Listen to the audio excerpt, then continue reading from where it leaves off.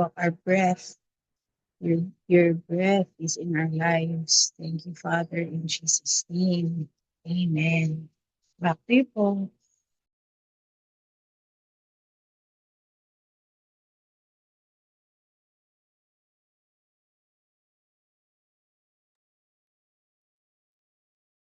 Amen.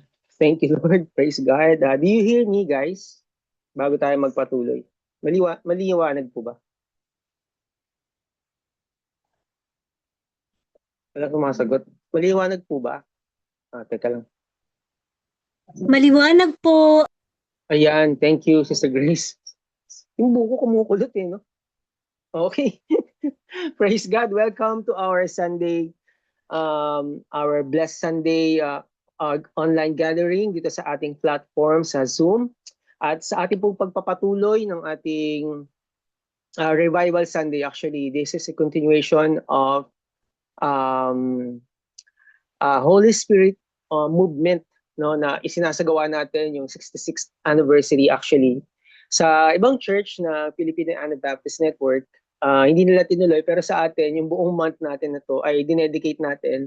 Kung mapapansin po ninyo, yung ating mga series topics ay about sa Holy Spirit. Stop, look, and listen. So mapapansin ninyo part 1, part 2, part 3 at we asked Pastora Vanessa to share last Thursday, no? Siya po yung ating sharer at ang ganda po ng kanyang topic about kay Stephen. And it's good. Amen. I believe that in today's or in this season, the Holy Spirit is sharpening our discernment. Napakahalaga po na ma-sharpen yung ating pong discerning of the Spirit, especially in these last days. Though yung ating mga giftings ay sinasharpen ni God, wag po natin kalilimutan yung fruit. Dahil marami po, yung fruit ng Holy Spirit ay mag-grow sa atin. Dahil marami po na mga gifted, no? May mga calling sila, and then yung gifts nila sa Lord, nag-excel sila. Pero on the other side, nakakalimutan po nila yung fruit. Kaya po, kung mapapansin natin, ang sabi ng Bible, di ba? Kung kayo ay kakagatan, no? Don't bite, sabi ng encouragement, admonishment ni Paul sa body of Christ. Kasi madidivide kayo, di ba? Kaya nga kahit na iba-iba tayo ng may mga differences sa pagdating sa beliefs, no? Yung mga minor dapat kung may magpagkakaiba man. Pero pagdating syempre sa unity ng body of Christ, kung merong mang diversity, dapat hindi naapektuhan yung unity sa body of Christ kasi we can be united even though we are we have differences, di ba? So yun po, dire-diretso po tayo sa ating pong pag-aaral. Praise God. Hallelujah. Amen. So, ang bilis ng panahon, no? At makikita natin sa mga araw pa mga susunod ay parang bagang wag po tayong mawawala doon sa natin sa ating pong pag-aaral ay nandun pa rin po yung flow, yung focus natin sa katulad sinabi ko, sharpening yung ating discernment through the Holy Spirit through prayer. Kaya kung makikita po natin yung mga nakikita natin sa mga social media, marami po kasi mga tao ngayon talagang worried, no, dahil baka ano na mangyari susunod, no?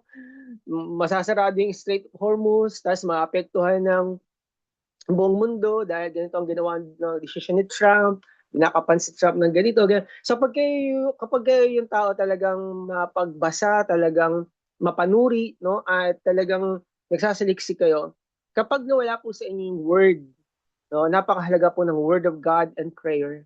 Kapag yan po ang isa dyan ay nawala, no, maapektuhan po yung inyong kapanatagan. Kaya napakahalaga ng kapayapaan sa ating puso. Kasi pag hindi, tandaan natin, hindi tayo binigyan ni God ng espiritu ng pagkatakot, no, pagkabalisa. Hindi tayo binigyan ni God ng espiritu ng pagkamuhi.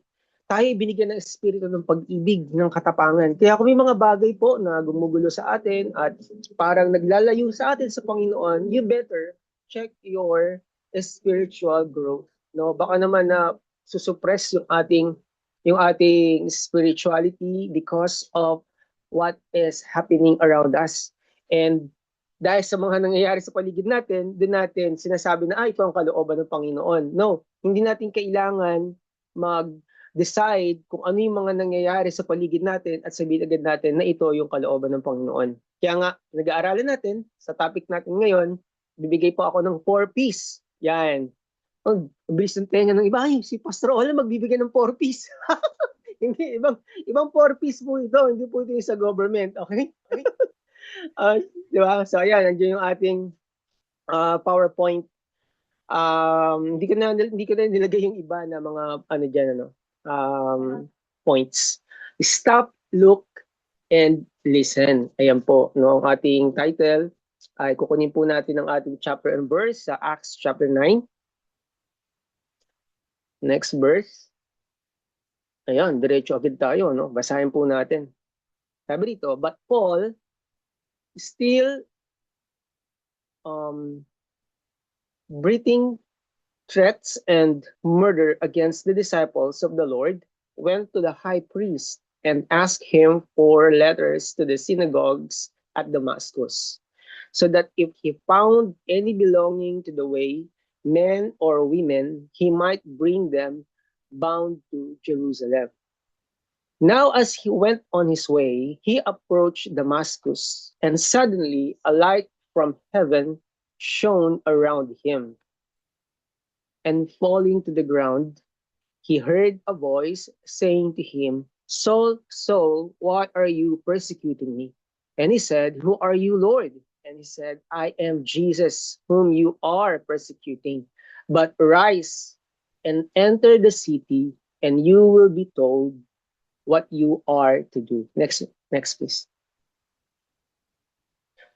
The men who were traveling with him stood speechless, hearing the voice but seeing no one. Saul rose from the ground, and although his eyes were open, he saw nothing. So they led him by the hand and brought him into Damascus. And for 3 days he was without sight and neither ate nor drank. So makita natin yung calling ni Paul on the way to Damascus ay napaka-dramatic, no? At makita natin dito talaga yung si Paul ay napaka-sincere. Very sincere, very devoted sa kanyang religion. And he asked permission to persecute the Christians, drug the Christians in every houses, at dalhin doon. Dalhin doon talaga sa ipakulong. Yung iba pinapatay, ang dami. At last time na i-share sa atin ni Pastor Vanessa, and that kung nakinig po kayo ng oras ng panalangin, na-discuss po namin ito about sa life ni ni Stephen, na ating first martyr in the book of Acts.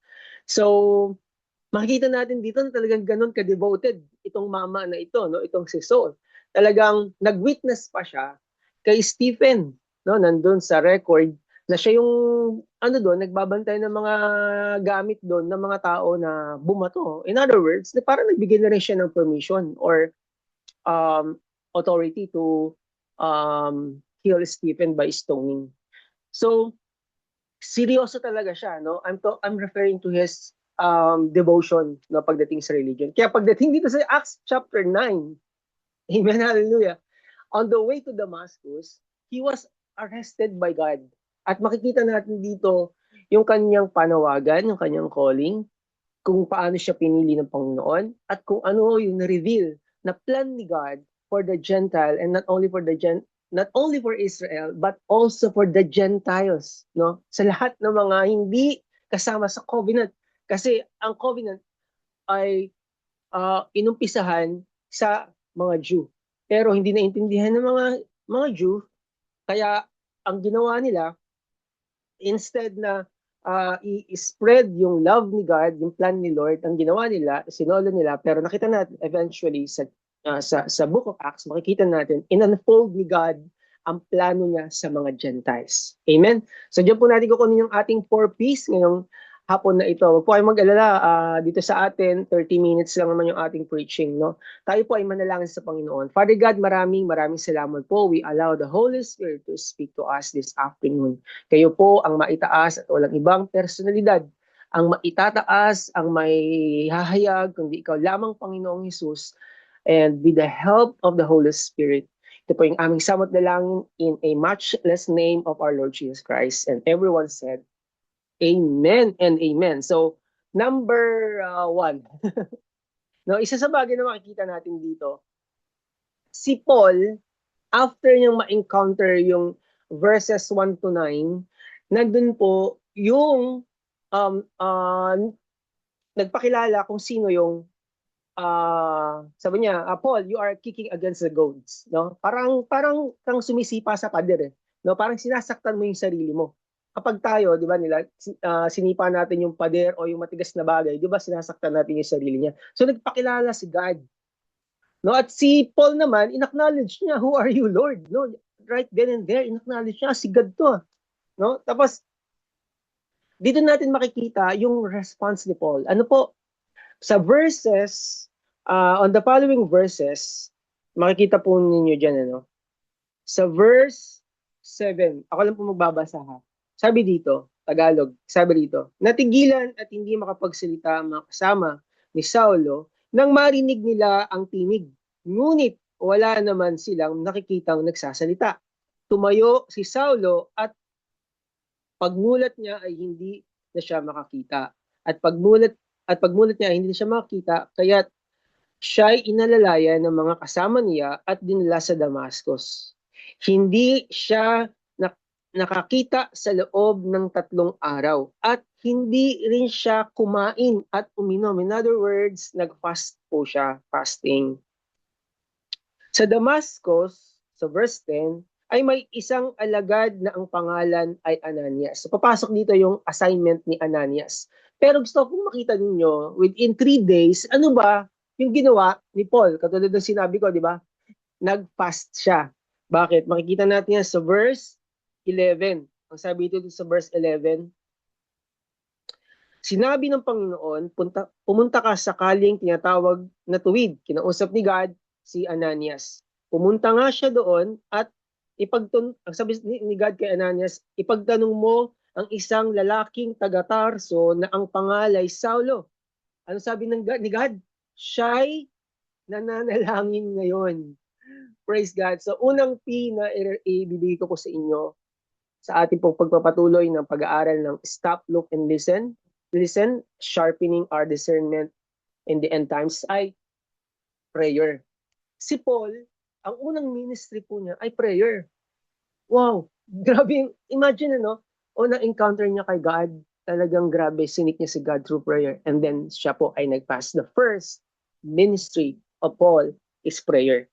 So, ganito po kasi, ang mga Jew, aral po yan. Bata pa lang po sila, kabisado na po nila yung Torah or yung the five-fold books ni Moses, which are Genesis, Exodus, Leviticus, Deuteronomy, and Numbers. Yan pong 5 na yan, yung Torah na yan, kabisado po yan ng mga bata pa lang, kinakabisado na nila yan. Kaya, nung na-encounter ni Paul, si Jesus, on the way to Damascus, punong-puno siya ng Torah, no? Punong-puno siya kaya nga ganun ka-dedicated na sumunod sa Lord dahil punong-puno sila ng mga law, ng mga batas. Pero nung si Jesus ay ni-reveal niya yung kanyang sarili, wow, nakita ni Paul, eto, sa akin lang to, no? Maaring nakita ni Paul, teka muna, punong-puno ako ng batas in the Old Testament.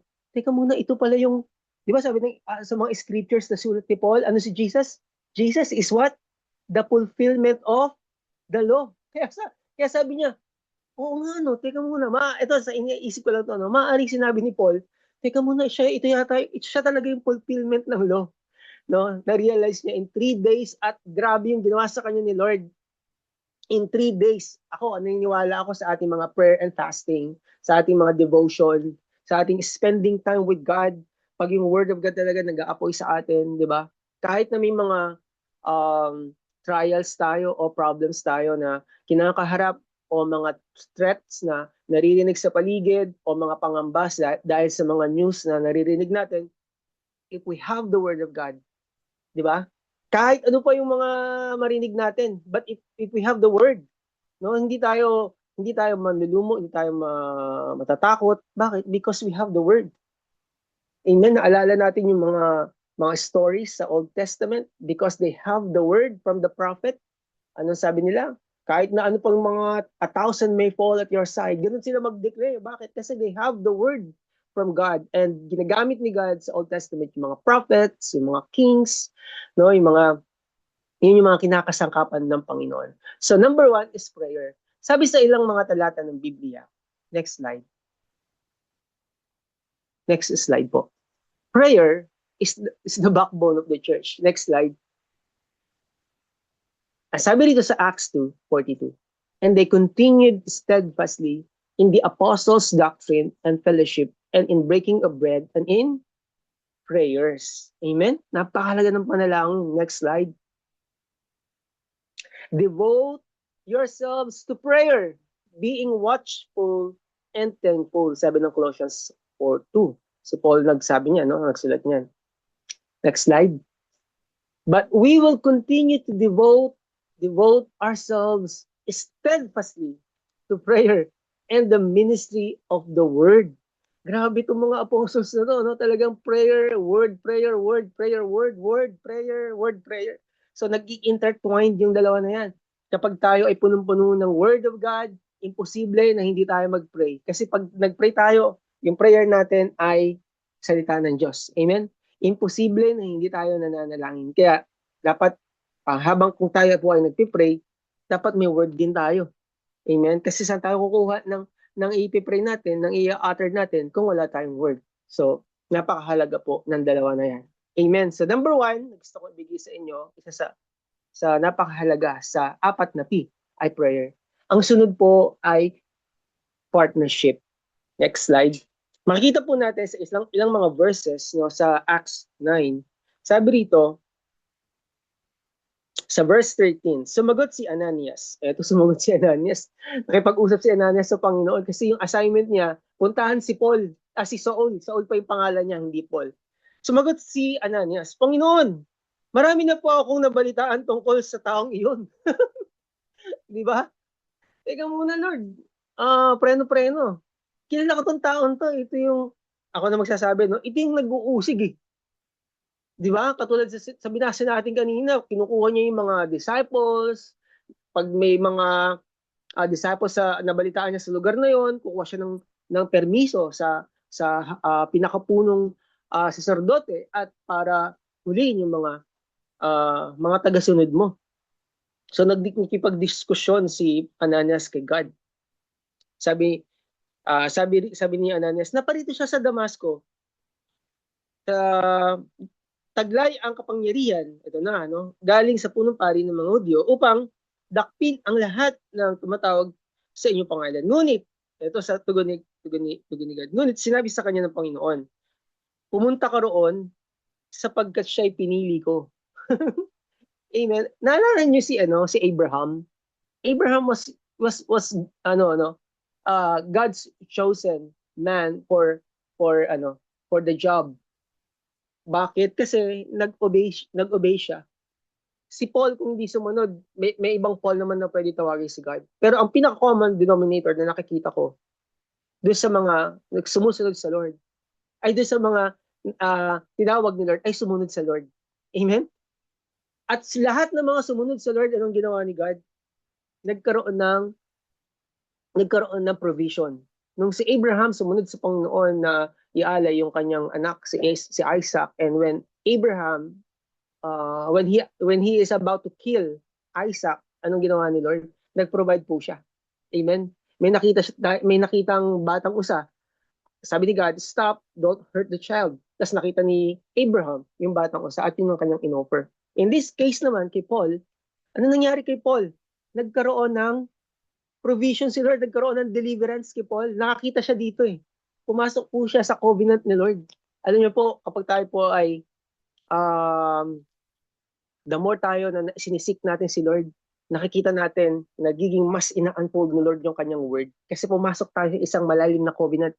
Ang covenant na to, ang covenant na to ay hindi ginawa natin. Wala tayong participation sa covenant. Our only participation is to believe. Amen? Kasi kung sabihin natin, hindi, may contribution ako dyan, magmamalaki yung tao. Diba? Anong ginawa ni God? Pinatulog niya yung kanyang lingkod, di ba?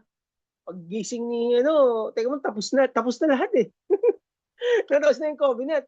Pero iyon ay shadow of what is really, uh, of those things are shadows of the coming Redeemer, which is our Lord Jesus Christ. Yung mga nangyari sa Old Testament ay anino lamang ng darating na manunubos at walang iba kundi ang Panginoong Kristo. Pero hindi tayo tinubos sa pamamagitan ng dugo ng toro o ng ng tupa, kundi sa dugo ni Jesus. Amen. Kaya nung pumasok tayo sa covenant relationship with God, sa partnership with the Lord, hindi lang ito basta namatay si Jesus, tinanggap natin siya bilang tagapagligtas. No, naging defender natin siya. Kung sino yung kalaban mo, kalaban ni God. Tama ba sinabi ko? Kung sino yung lalaban sa'yo, no? Ang kalaban nila si God. Amen? If anybody wants to hurt you, ang una nilang sasaktan ay si Lord. Paano ko nasabi yan? Balik ulit tayo sa sa verses na binasa natin. Ano sabi ni God kay Saul? Kay Saul, no? Sino po ba kayo? I am Jesus whom you are persecuting. Di ba? So tayong mga tagasunod ni Lord, sino yung kanilang pinipersecute kapag tama ba? Sino yung kanilang pinipersecute? Na hindi naman talaga tayo, si Jesus, si God. At si God ang ating defender, ang ating tagapagtanggol.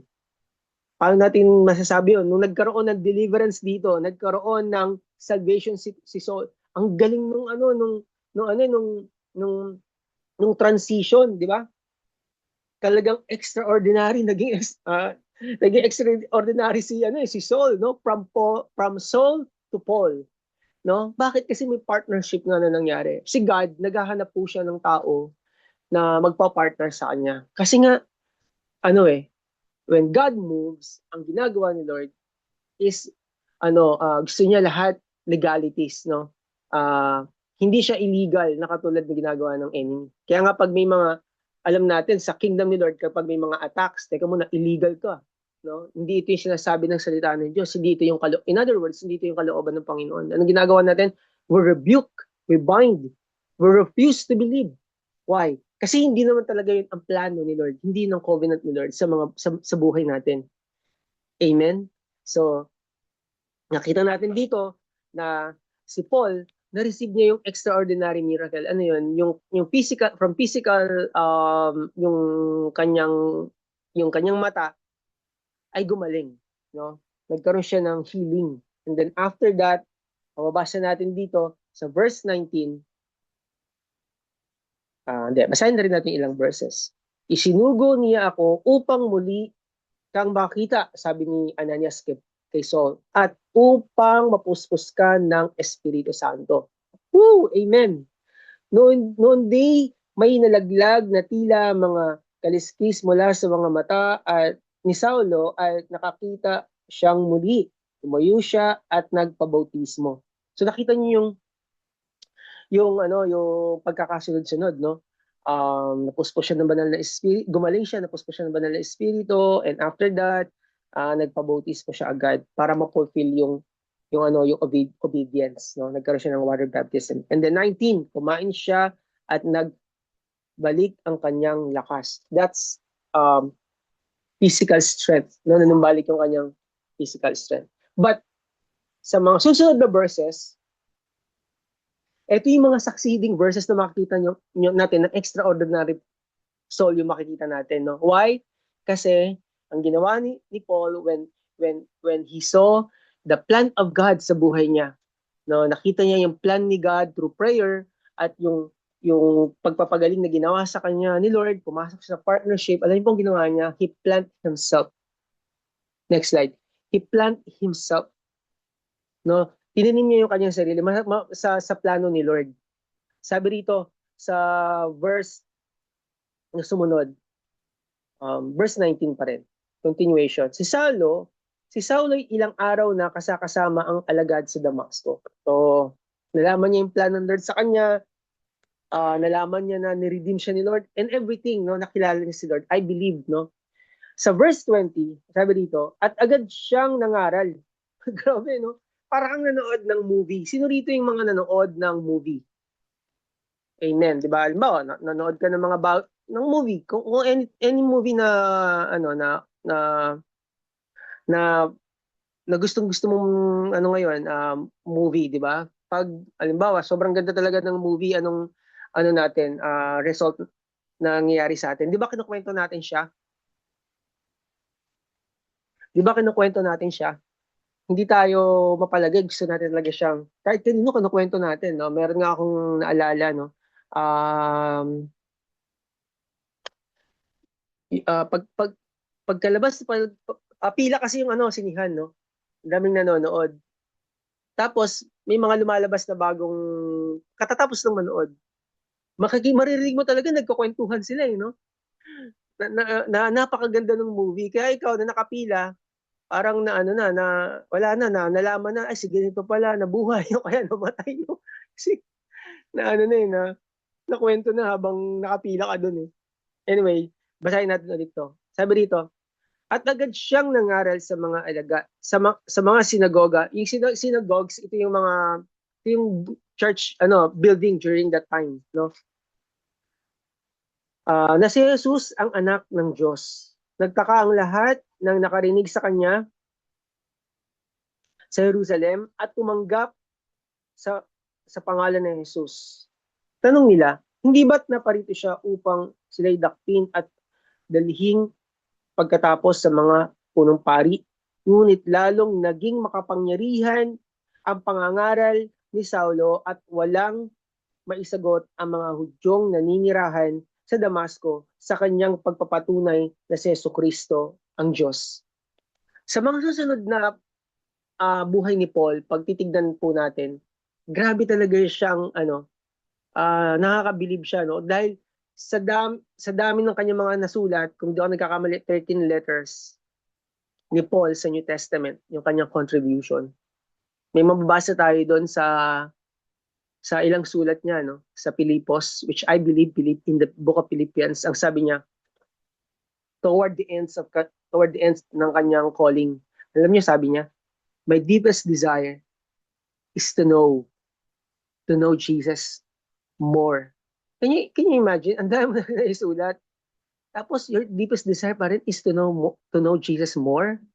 So parang mind blowing sa atin. Lord, grabe yung taong to, no? Grabe na-encounter niya si God. At kung makikita mo yung buhay niya, mapag-aaralan natin yung buhay niya, no? Which I believe kayo po na study po ninyo, nagkaroon kayo ng personal study dito sa buhay niya. Makikita niyo talaga na napaka humble ni Paul. Sa dami ng kanyang mga nalalaman, never niya na pinagyabang yung kanyang sarili. Minsan nga talaga tahimik lang siya, no? Kung hindi pa kailangan magsalita, hindi siya magsasalita eh. No, sabi niya, I am Roman, no? Eh sabi nung centurion, alam mo, alam mo ba na binayaran ko yung aking citizenship ng malaking halaga? Sagot ni Paul, ako po pinanganak po ako na Roman. Kaya can you imagine that? Hindi pa siya nung magsasalita kung hindi siya nalagay sa isang situation na kailangan niya na magsalita talaga. 'Di ba? Pero ang point doon, napaka-humble pa rin niya, 'di ba? So siya yung isa sa mga apostle na hindi by yung kanyang revelation ay hindi by yung kapahayagan na na-receive niya sa Lord ay hindi through the apostles. Kasi after nito, pag binasa po natin itong Acts 9, ito pa lang yung umpisa na kung saan magsisimula yung life ni Paul. Dadali siya ni Barnabas sa iba-ibang tapos sa iba-ibang mga kapatiran, and then after that, una mo, di ba, Barnabas and Paul, tapos mangyayari Paul and Silas, at saka ang dami mga missionary trip na nangyari. You know what? Because of, in every assignment, naging faithful si Paul. Why? Because he planted himself. No, he planted himself. Kahit na maliit lang yung assignment niya, alam nyo ba, inintroduce siya ni Barnabas. Okay, inintroduce siya ni Barnabas sa mga disciples. At hindi agad siya nagturo. Alam mo ba natin yan? You can read the whole chapter at hindi po siya nagturo. Nag-stay pa siya sa Arabia, if I'm not mistaken, sabi ng Galatians, di ba? Nag-stay pa siya doon for 14 years. Hindi siya agad nagturo, nag-mission. Nakasama niya muna yung 12 disciples. Amen? Nakasama niya muna yung 12 disciples. Which I believe, ito yung pang-apat na piece ko, which I believe, he really pursued God. Next slide. Talagang, naging kamukha niya na talaga si Jesus. Kasi, di ba, sabi, what you behold, you become. Di ba? Kung makikilala mo yung isang tao, kung ano yung kanyang pinupursue. So, makikilala natin si Paul na talagang pinursu niya si Lord. Bakit? Dahil lahat ng bukang bibig niya ay si Jesus. No, bukang bibig niya lagi si Jesus. Makikita natin dito, mababasa natin dito. Sa verse, tatalon po tayo sa verse 27, verse 28. Hindi, basahin mo natin yung 27. Subalit, dinala siya ni Bernabe sa mga apostol at sinalaysay nito sa kanila kung paano nagpakita at nakipag-usap ang Panginoon kay Saulo nang ito'y nasa daan papunta sa Damasco. Hindi lang doon nagtapos yun. Yung bawat, sabi ng Galatians, yung bawat revelations ni Paul sa kanyang mga letters ay personal niyang nakakausap si Jesus. Wow. Sabi dito, at nakita niya nabaliktad na yung kay Paul, di ba? Naging iba na. Noong una, pag naririnig si Paul, nakikita tayo, alis muna tayo dito. Ito yung persecutor ng church. Pero ngayon, iba na. Ito si Paul, nagpakita sa kanya si Jesus at nagkaroon ng total transformation, nagkaroon ng total change. Marami po sa atin, di ba, as along the way ng ating Christianity, di ba, maaaring nakakarinig tayo ng wag naman mabaliktad, no? Wag naman mabaliktad. Ang dami isa kasi sa sign, di ba, sa the last days sa Matthew 24, for the love of many will grow cold. Isa po yan sa nakikita ko na one of the major signs because of the hardship. Lalo na ngayon, we are entering a season of famine. Bakit ko nasabi yan? Dahil ang daming nagtaas no? Nagtaas yung gasolina, nagtaas yung dating plastic, yung plastic labo na 10 piso lang, ngayon 15 pesos. Sabi, ano kinalaman ng langis doon? Siyempre, ibibiyahe naman yan, di ba? Talagang may langis din, may oil. Meron ako mga friends, nung nagkaroon kami ng outtaking, may mga sasakyan sila. Ngayon, parang gusto nilang ibenta yung sasakyan nila. Alam mo yun? Sabi, ang taas ng gasolina talaga, hindi nila makaya. Tapos may mga, may mga retreats na dati ginagawan 3 days, ngayon overnight na lang, mga ganyan. No, nagtitipid talaga. Pero alam niyo po ba, na tayo na mga sumusunod sa Panginoon ay hindi po pababayaan ni God. Amen? Sabi ni David, wala siyang nakita na naglilingkod o taong matuwid. Tayo po ba yung mga righteous people? Yes. Because of the blood of Jesus, we became righteous. And the word righteous is the right standing with God because of the finished work of our Lord Jesus Christ on the cross. We can approach God. Jesus is our access to our Father. Amen? Pwede tayong lumapit sa Kanya at sabihin natin yung lahat ng ating mga saloobin. At hindi po siya magugulat. Ang laki naman ng hinihingi mo na. Balik ka na lang bukas. Hindi ganun. Never tayong pababayaan ni God. Amen? Magpapadala at kung kayang utusan ni God yung uwak para pakainin yung lingkod ng Panginoon, gagawin niya yun. Diba sa Old Testament, marami mga stories na ang Israel ay pumasok sa alanganing lugar, sila ay nagutom. Pero ang daming mga response ni God, no, na hindi sila ginutom, pinakain sila ng Panginoon. Sa wilderness, hindi sila pinabayaan ni Lord. May air condition pa sila. Pag umaga, yung cloud of glory, di ba? Naglalakad sila papunta doon sa promised land. The cloud of glory was covering the whole community of Israel. At walang naiinitan sa kanila. Sabi ng Psalms, di ba? Yung scorch ng heat, pwedeng ikamatay nila dahil sobrang init. But because of the glory cloud. And in the evening naman, andun yung pillar of fire na nagbabantay sa kanila. Pwede silang mamatay.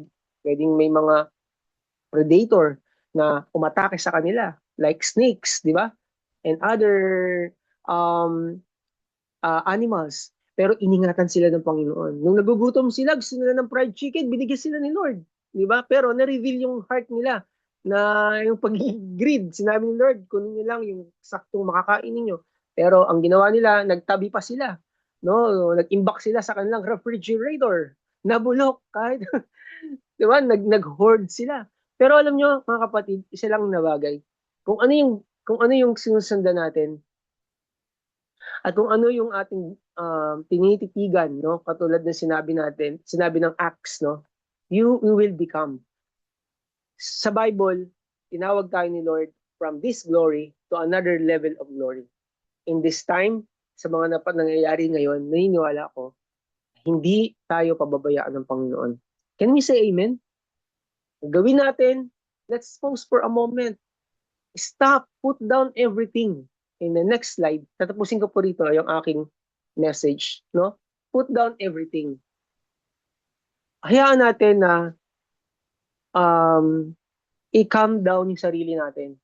Huwag tayong magmadali, no? Kasi the more na nagmamadali tayo, the more na nagiging mas mabagal para sa atin.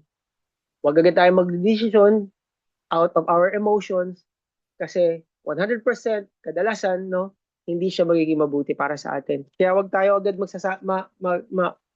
ma-pressure, no? Bumili na kayo. Last day na lang to. Hindi po totoo yun. Nasa sales po ako. Style po ng mga sales yun, no? Para makapagbenta. Pero totoo nun, marami pang stocks.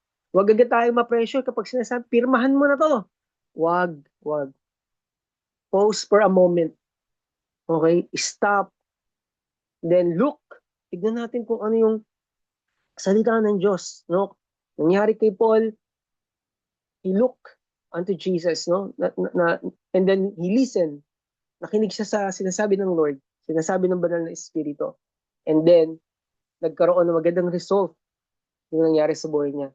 Yung obedience niya, nag-result ng isang napakagandang plano ng Diyos sa buhay niya, which is ni-reveal ni God kung ano yung plano niya kay Paul, no? Which is, he was called to reach out. Hindi lang yung Israel, kundi yung Gentiles. Kaya nagkaroon ng pag-abot sa mga Hentil. Because of this man, his obedience. Amen? At paano siya na-influence? Sino nag-influence kay Apostle Paul? Si Jesus. Jesus, our Lord Himself. Kaya ang prayer ko, kung ano yung encounter ni Paul sa Damascus, ay maging encounter ni God sa bawat isa sa atin. Kasi kung ano man yung mga bagay na napakahalaga sa atin, napakahalaga kay Lord niyan.